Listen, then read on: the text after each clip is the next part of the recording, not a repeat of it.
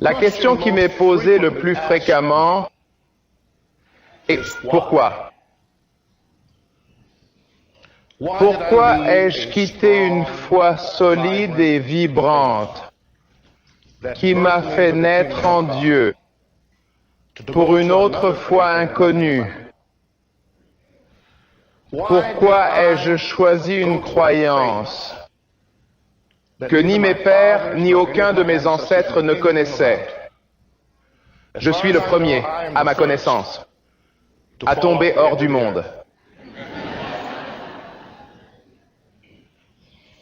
Pourquoi souvent, me demande-t-on, ai-je pris cette ligne de conduite? Ça ferait, pour toutes les considérations pratiques, anéantir ma paroisse et la faire disparaître. Pourquoi ai-je fait ce choix de cette manière? Qui mettrait mes amis à l'écart?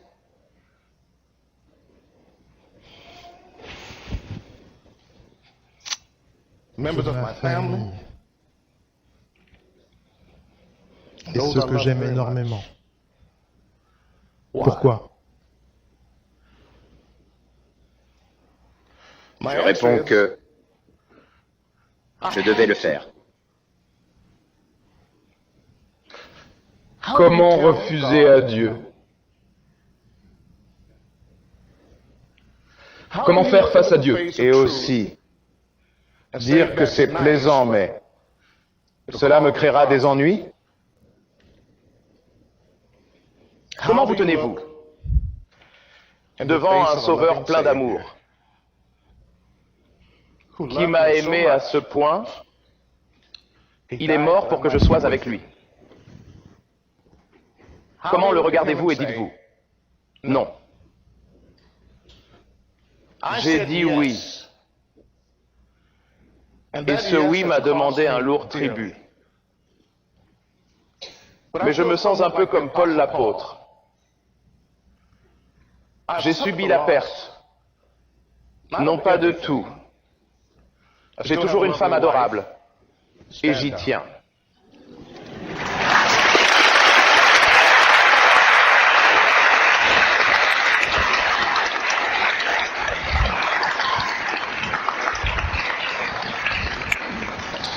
Ensemble, on a fait ça.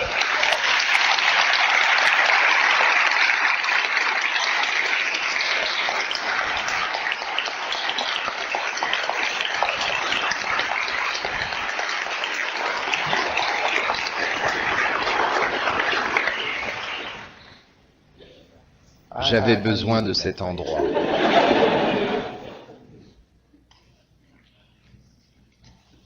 Et c'est fait.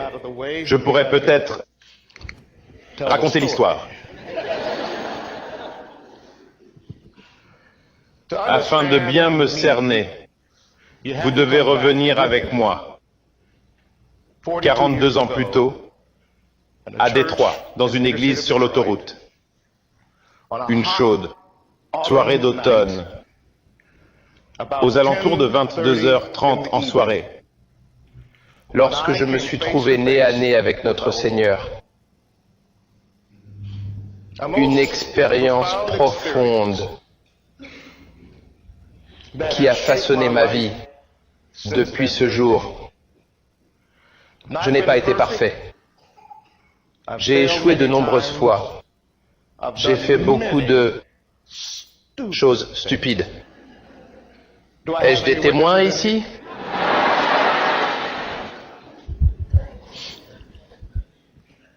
Mais jamais, depuis cette nuit-là dans toute mon existence, n'ai-je même envisagé l'idée de me détourner de mon Seigneur. C'était une nuit vraiment très profonde. J'ai compris immédiatement que Dieu était réel. Car je ne peux l'expliquer, mais j'ai senti sa présence et est difficile à expliquer. Mais il a rempli mon cœur et je vais devenir pentecôtiste. Rempli mon âme d'une joie immense, de paix d'amour. J'étais une très mauvaise personne. Ma sœur a dit que j'étais folle. Mais en un instant, en un seul instant, toute ma vie a changé par la présence du Seigneur ressuscité. Et depuis ce moment précis, j'ai eu une faim de le connaître. Tout comme l'apôtre Paul, je désire le connaître. Je veux connaître le Seigneur qui m'a pardonné. Moi, je voulais connaître le Dieu qui m'a libéré de toute entrave, libre de la haine, libre de la colère, libre de la peur, et m'a donné une destinée. J'ai cherché Dieu de tout mon cœur. J'ai lu, relu. En fait, mon père m'a dit, tu vas perdre la tête. Tu lis trop. Et effectivement, je conduisais dans la rue un jour. Voici une personne, elle avait perdu la tête, debout près d'une église, en train de distribuer des choses. C'est vieux. Mais il y avait une faim en moi. La vérité. Je voulais connaître la vérité. Pas quelque chose qui me ferait plaisir. La vérité. Pendant mes 40 années d'expérience chrétienne, je n'en parlerai pas ici. Je vais écrire un livre. Steve m'en parle. J'ai commencé, Steve. J'ai écrit un mot, le.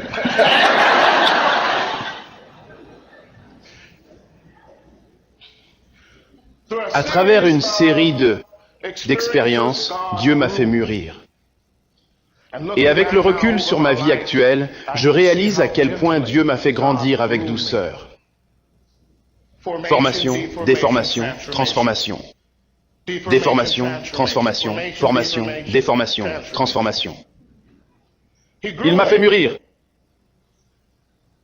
me prenant, me mettant au défi, me tirant d'un système de croyances très provincial et étroit, m'exposant ainsi de plus en plus large, toujours plus large. Finalement, en 98, la plus grande expérience est arrivée. Bon, je ne veux pas dire que ces 40 années aient été des années gâchées.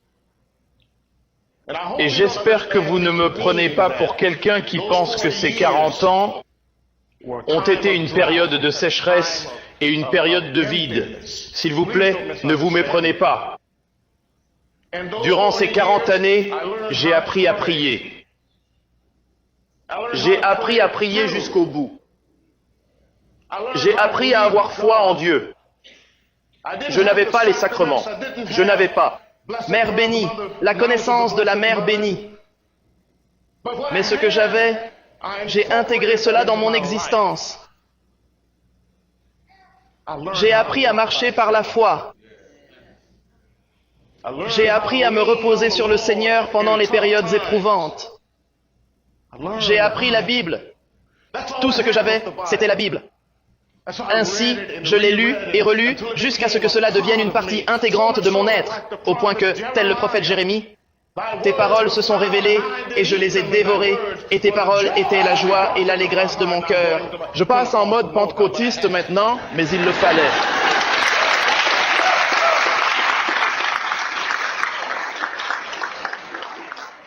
Oh, j'ai mangé la parole. J'ai mangé la parole jusqu'à ce que ce soit comme un feu allumé dans mes os. Moi qui vous parle ce soir, je suis en feu. Au plus profond de mon cœur, de mon âme et de mon être, un feu brûle. Ne croyez pas que ces 40 ans furent vains.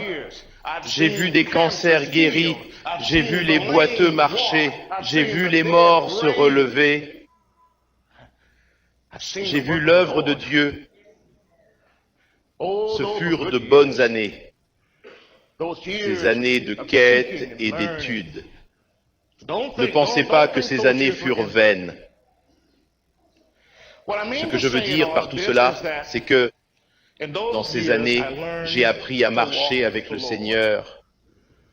Mais en 1998, l'épreuve ultime a commencé. Et vous devez apprécier la vision qu'un pentecôtiste charismatique évangélique a de l'Église catholique pour comprendre à quel point c'était une épreuve. En fait, je n'étais pas vraiment anti-catholique, juste indifférent. Il y a ceux qui disent d'aimer Dieu. Ils font des choses bizarres, mais, vous savez, des signes, la guérison.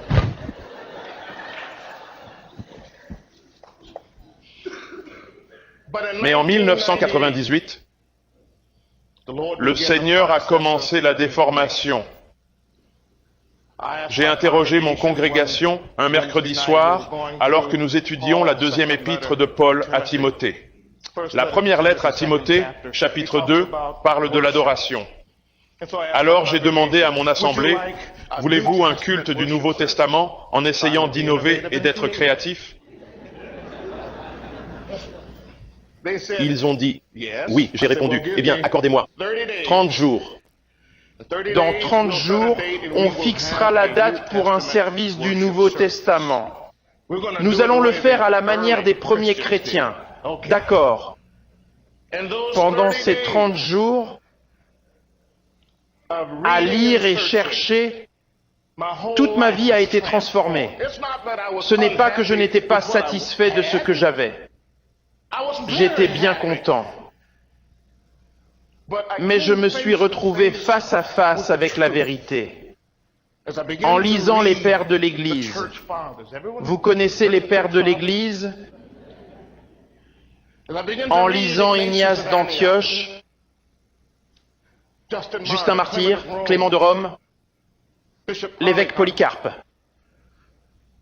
En commençant à lire ces pères de l'Église, j'ai vu un christianisme différent de celui que j'avais. L'Église avait changé. L'Église était d'abord formelle, c'est-à-dire ils avaient une méthode, une façon de prier qui était prescrite, suivie et qui était à la fois uniforme et universelle. Ils avaient des prières établies. Les pentecôtistes ne prient pas de cette façon. Ils prient.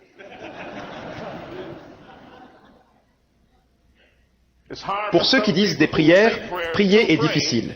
Pour les pentecôtistes, c'est l'inverse. Nous avons appris à prier. Et parfois, il est difficile de dire des prières parce que nous avons appelé le Seigneur depuis nos cœurs pendant tant d'années. Mais c'était liturgique. La grande prédication n'était pas le centre. Le Saint-Esprit en action n'était pas le centre. C'était le sacrement de l'Eucharistie. L'Eucharistie bénie. Quelle surprise pour un pentecôtiste de réaliser que l'Église primitive n'était pas fondée sur la seule manifestation de l'Esprit Saint. Quelle surprise pour ceux qui adorent la grande éloquence de découvrir que la prédication magistrale n'était pas l'élément central de l'adoration. C'était l'Eucharistie bénie. Et ce n'était que l'Eucharistie bénie. Ils disaient que c'était son corps véritable et son sang. Je pensais que ça venait du Moyen Âge, avec la transsubstantiation. Ils ne disaient pas transsubstantiation, mais quand Ignace parlait des hérétiques, il ne communie pas à l'Eucharistie, car il n'y voit pas le corps et le sang de notre Seigneur, ce qui a beaucoup retenu mon attention.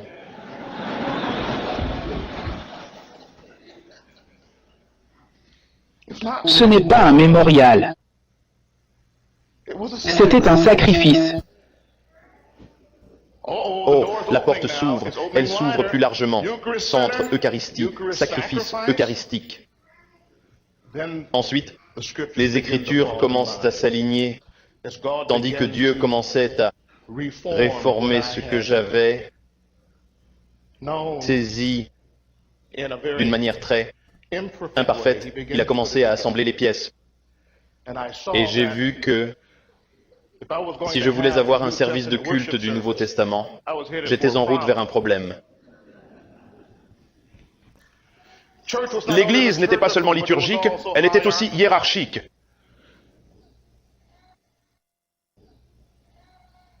Ignace d'Antioche disait « Veillez à faire absolument toutes les choses en parfaite harmonie avec Dieu ». Avec l'évêque qui préside à la place de Dieu, avec les prêtres qui représentent le conseil des apôtres et avec les diacres qui me sont extrêmement chers. Il y a 3 fonctions. L'évêque, prêtre et le diacre. Nous évoquons le changement de siècle. Étant donné que je suis un pasteur non confessionnel, je n'avais pas d'évêque. Ignace dit, là où est l'évêque, là est l'Église catholique. Bon, nous avons un problème. J'ai une Église, mais pas d'évêque.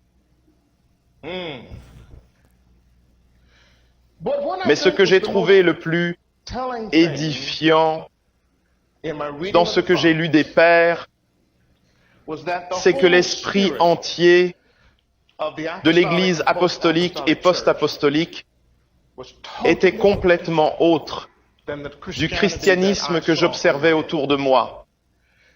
Chacun désire recevoir la bénédiction, chacun veut obtenir. Tous veulent que Dieu agisse. Bénis-moi, Seigneur.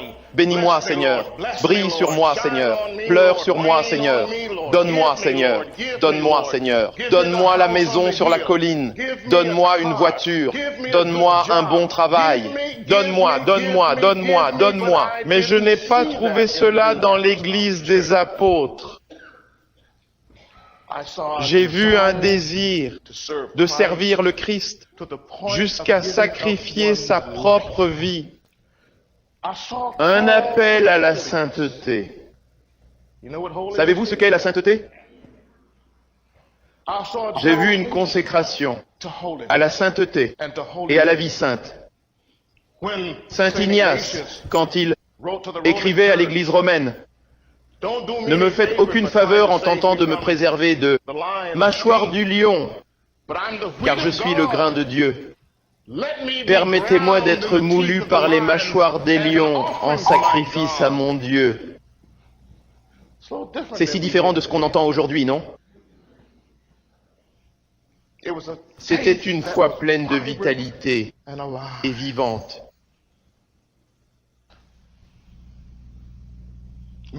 Beaucoup de choses que j'ai pensées vraies ou découvertes n'étaient pas vraies.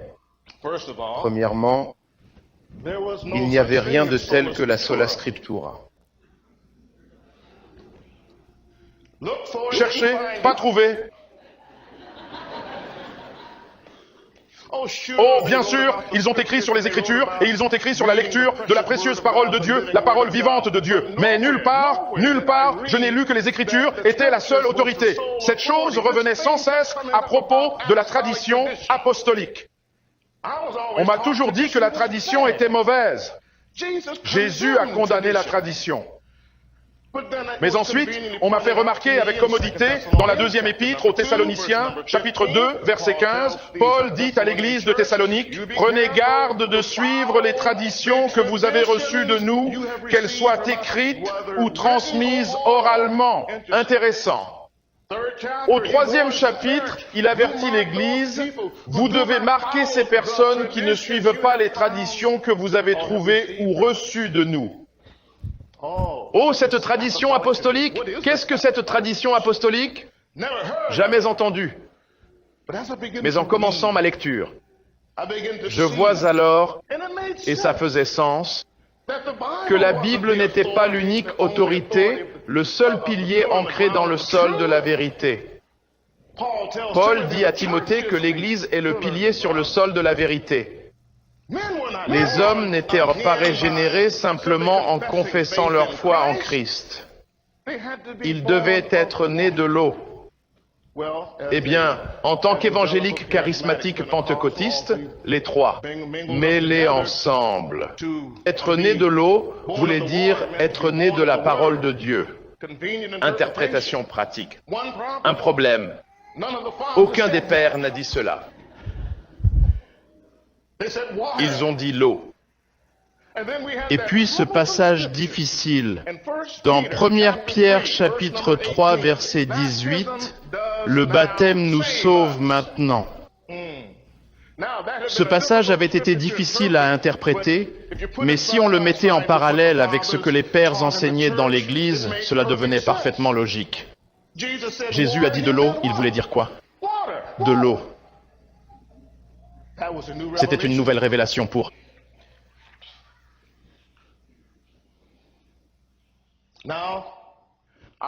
J'avais une décision à prendre. J'apprends toutes ces choses merveilleuses. Je suis tellement excité. Je suis tellement excité. Parce que j'apprends. Absolument tout prend sa place. Dieu est en train de me remettre d'aplomb. Et c'est si merveilleux. J'ai cependant ce problème. J'ai une église. Si j'étais une seule personne, je pourrais facilement aller trouver l'église la plus proche et rejoindre le RCIA, mais vous ne pouvez pas le faire et vous avez environ 200 personnes qui vous suivent. Qu'allais-je faire? Combattre ou fuir? Allais-je entrer et leur annoncer, vous savez, je viens de découvrir la vérité la plus extraordinaire, j'ai trouvé la révélation la plus grandiose que l'on puisse jamais concevoir, et je sais juste que vous ne l'accepterez pas, alors voici ma démission. Faites-le au mieux. Je m'en vais, je pars. J'aurais pu faire ça. Mais comment aurais-je pu, avec une conscience tranquille, dire cela à des gens que j'aime? Comment leur dire que je m'en vais et de les laisser sans berger à cause de ma croyance? Il fallait que je prenne le risque de le partager avec les gens que j'aime, sachant que cela serait rejeté par beaucoup, sinon par tous. Et si tous me demandaient de partir, j'irais, mais il fallait d'abord que je leur donne la chance d'entendre ce que j'avais appris, car je les aime et je voulais les guider vers la vérité. Je ne pouvais pas les laisser là où ils étaient.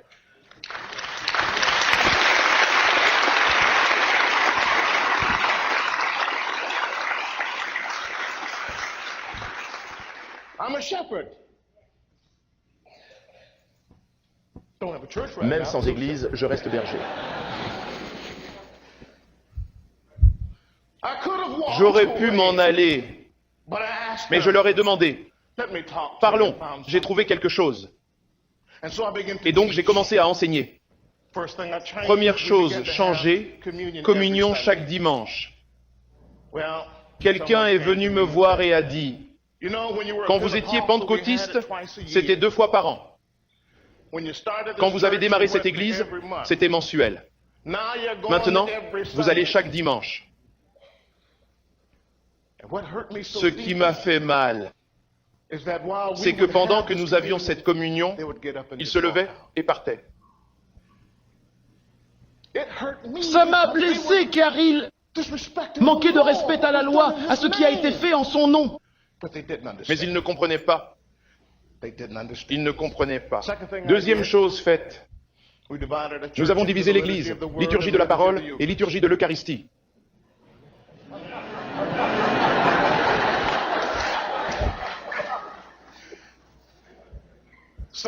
Quelques autres ont dit au revoir, à la prochaine. J'ai commencé à prêcher que nous sommes sauvés par le baptême. C'est aussi simple que l'eau. Dieu utilise l'eau. Hé, réveillez-vous. Vous vous souvenez de Naaman? Puis, l'un des plus grands arguments que j'ai eus juste après le sermon que j'ai prêché était dans mon bureau. Et 2 de mes anciens sont venus me voir et m'ont demandé, veux-tu dire que nous sommes sauvés par le fait d'être baptisés dans l'eau? Oui. Oh, quand j'ai reçu le baptême, je n'ai rien obtenu. Oh, j'ai juste été trempé comme un diable, je n'ai rien reçu. J'ai dit, cela dépend de vous. C'est votre responsabilité si vous n'avez pas eu la foi de croire. Un autre m'a demandé, croyez-vous que nous sommes sauvés par la foi seule? Non, monsieur. La Bible dit, réalisez votre salut en tremblant. La Bible dit que nous comparaîtrons devant Dieu et rendre compte. D'ailleurs, le seul endroit dans la Bible où la foi et seule sont mis ensemble, c'est dans Jacques. Est-il possible d'être sauvé par la foi seule? Évidemment, la réponse est négative. Adieu, à la prochaine fois. Donc, systématiquement, ils sont partis. Pendant tout ce temps, je n'avais absolument aucune intention de devenir catholique. Ils m'accusaient, tu deviens catholique. J'ai dit, non, je ne le suis pas.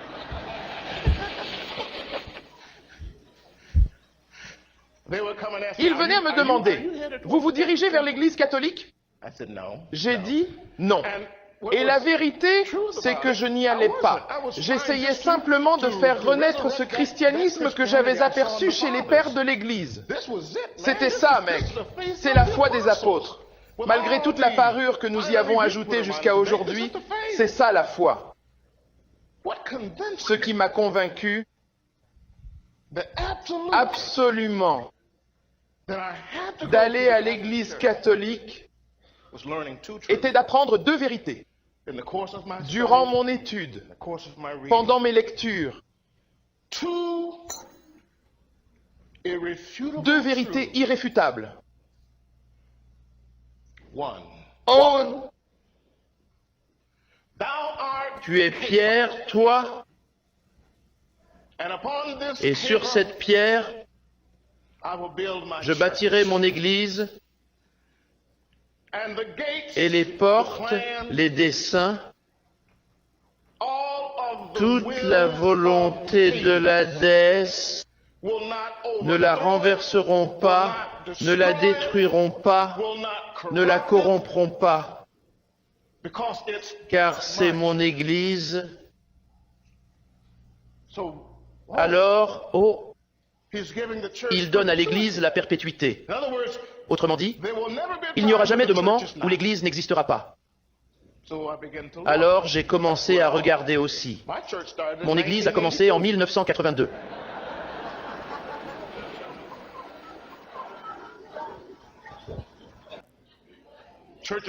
L'Église de Dieu et du Christ débuta en 1896.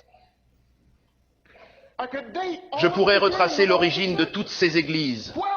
Où se trouvaient-elles avant le XVIe siècle?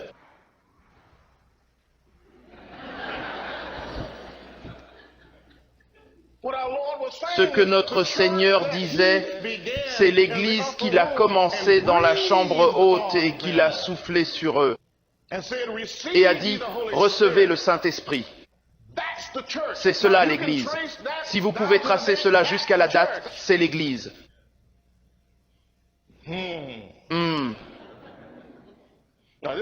Maintenant, cela demande une sérieuse réflexion. Deuxième promesse. Jean 16, 13. Je m'en vais, mais je ne vous laisserai pas orphelins. Je vous envoie un consolateur, un paraclet, qui sera avec vous à jamais. Voyez, il vous conduira et vous guidera vers la vérité. Ceux qui répondent sont des pentecôtistes formés.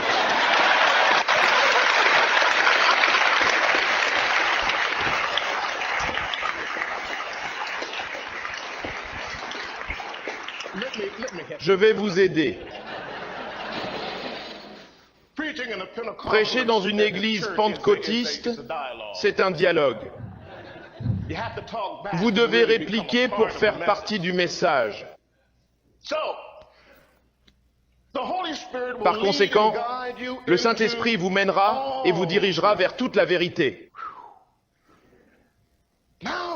Vous savez ce que ça dit? Vous savez ce que ça dit? Ceci indique que l'Église que notre Seigneur a établie dans la chambre haute ne serait jamais souillée par la corruption. Je pensais que l'Église catholique était bonne pendant 200 ans. Après, elle a disparu. Ce n'est pas ce qu'il a dit. Il a dit que l'Esprit Saint demeurerait avec vous éternellement, et non pas seulement jusqu'à la mort des apôtres, car vous en aurez grand besoin après leur décès.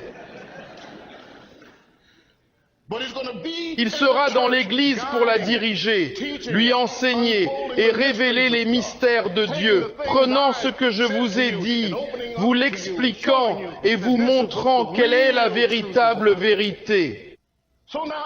Alors, si une Église a la perpétuité, l'Église a l'incorruptibilité. Il faut une ligne claire jusqu'en 1998. C'est mon idée. Parlons de cette Église qualifiée. Non, pas celle-ci. Non, pas celle-ci. Non, pas celle-ci. Il n'en reste qu'une. Non, non. Non. Je n'irai pas là-bas. Non. Non. Non. Sinon, ils auraient eu raison de dire que vous allez à l'Église catholique. Et après, ils diront que je leur ai menti. Donc, non. Mais pour revenir et vous poser la première question que je vous pose, comment pouvez-vous dire non à Dieu? Comment pouvez-vous regarder la vérité droit dans les yeux et dire que le prix est excessif? Rappelez-vous de cette expérience dont je vous ai parlé qui a complètement changé ma vie? Il n'y a pas de prix trop élevé pour la vérité. Même si cela devait me coûter ma vie, je garderai ces paroles dans mon cœur et mon esprit jusqu'à ce jour. L'Église catholique est la véritable Église.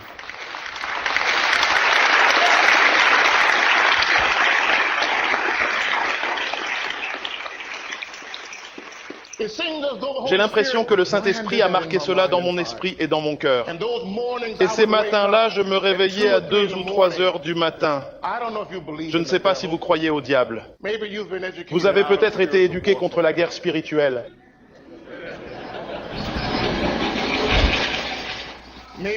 La guerre spirituelle, vous y croyez pas? Je ne sais pas. Mais laissez-moi vous dire que j'ai dû lutter un peu aux premières heures de la matinée. Il semblait que je redeviens pentecôtiste. Le diable m'a réveillé. Lève-toi, parlons. J'ai dû me réveiller aussi frais que je le suis maintenant, à 2h30 du matin. Et là, il a commencé à questionner. Tu es fou? Tu as perdu la tête? Tu es en train de détruire ton Église. Tu es indécis. Tu t'engages sur la voie de l'égarement. Maintenant, quand Satan te parle, il t'abaisse. Il amène son climat, la dépression. Et donc, entre 2h et 3h du matin, je fais des allers-retours entre le salon et le bureau, en me battant. Vous avez vraiment dérapé cette fois.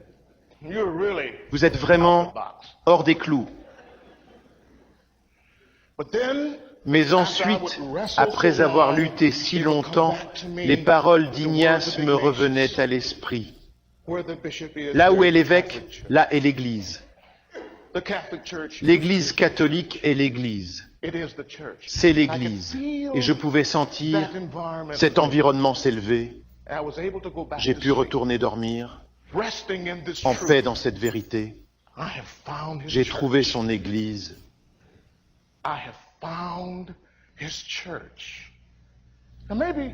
Et peut-être que ce n'est pas important pour vous, mais pour celui qui est en quête depuis une longue période, j'ai trouvé cette Église. Ça m'a coûté mes amis, frères avec qui j'ai cheminé pendant 40 années, que j'aime tant jusqu'à aujourd'hui, que nous nous prosternons et prions ensemble. Et je dis, nous nous prosternons et prions. Je veux dire, nous nous humilier devant Dieu. Nous jeûnons ensemble, prions ensemble. Mais c'était juste trop difficile à accepter pour eux. Ils ont dit, mon pasteur, je vous aime beaucoup, mais je ne peux pas marcher avec vous. Ce fut l'événement le plus douloureux de voir de bonnes personnes s'éloigner. Je ne parle pas des païens et des démons. Je parle de braves gens, des gens qui prient. Un par un, ils commencent à s'éloigner. 3 sont restés et ils sont toujours mes amis à ce jour. 3 pasteurs. Oh, ils parlent de leur petit frère catholique.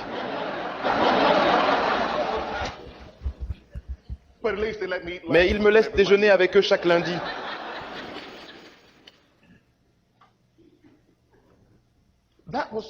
Quel en est le prix? Comment vivre? Je ne retourne pas en classe. Mon Dieu, je vous en prie. J'ai travaillé dans l'enseignement public pendant 28 ans. S'il vous plaît, je me mets à genoux, Seigneur. Comment manger? Ma femme était inquiète. Que faire pour vivre? Je ne sais pas. Je ne sais vraiment pas. Payer les factures? Vraie inquiétude. Je ne sais pas. Que faire dans l'Église catholique?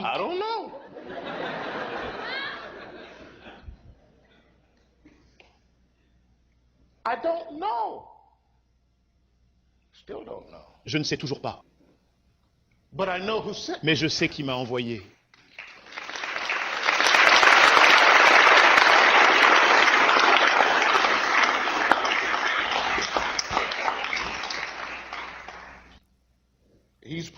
Il s'est avéré être bien plus fidèle que ça. Finalement, il a agi. Il a tenu parole et il m'a béni pour payer toutes mes factures. Absolument toutes, sans exception.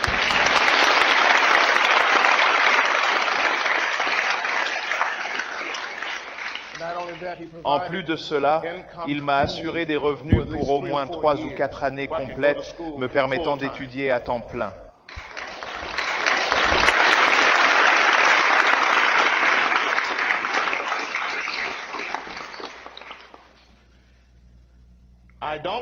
Je ne viens pas à l'église les mains vides, cependant. Je viens humblement.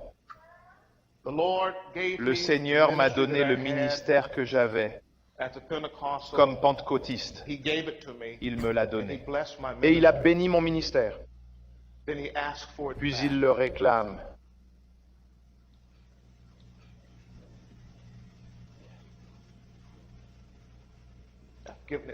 L'avoir donné.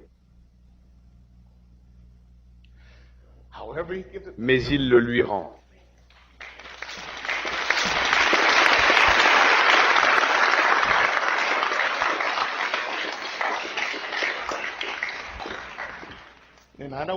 Et je ne veux pas que vous pensiez que je viens à l'église sans rien. Au plus profond de mon cœur, il y a une passion pour notre Seigneur. Dans les tréfonds de mon être le plus intime, j'ai un amour pour son Église. J'aime vraiment cette Église, cette douce, sainte et sanctifiée épouse de notre Christ. J'adore. J'aime tout ce qui concerne. Ça, j'aime les évêques.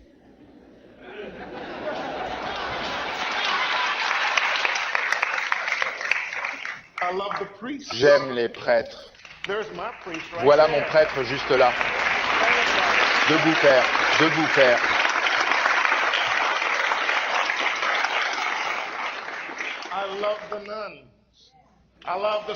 J'aime les odeurs et le son des cloches. J'aime tout cela car j'ai fait cette découverte. Cela m'a coûté cher. Mais merci mon Dieu, je suis enfin à la maison.